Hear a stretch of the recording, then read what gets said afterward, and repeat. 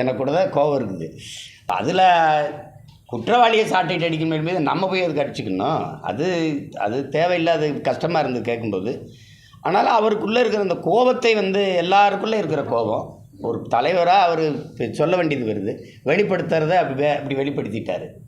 அதனால் அதை போய் அதை விமர்சிச்சுக்கிட்டு இருக்க வேண்டியதில்லை. அவருடைய உணர்வு அதை அப்படி வெளிக்காட்டுறாரு. சாட்டையில் அடிச்சுக்கிட்டாலோ செரு போடாமல் இருந்தாலோ திமுக அது சரியா? அது சரியா?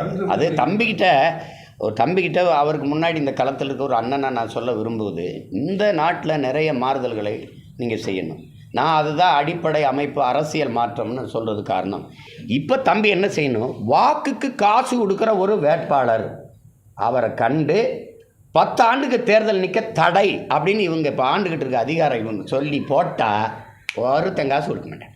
கள ஆய்வுக்கு போகிறீங்களே, அப்படியே முதலமைச்சர் துணை முதல்வர்லாம் நில ஆய்வுக்கு ஒரு தடவை போங்களே. எங்களுக்கு என்ன பிரச்சனைனே இப்போ தான் கேட்க வரீங்க. அப்போ நம்ம என்ன சொல்லிட்டு பிரச்சனையே நீங்கள் தான். எசமா எங்களுக்கு பிரச்சனையே நீங்கள் தான்.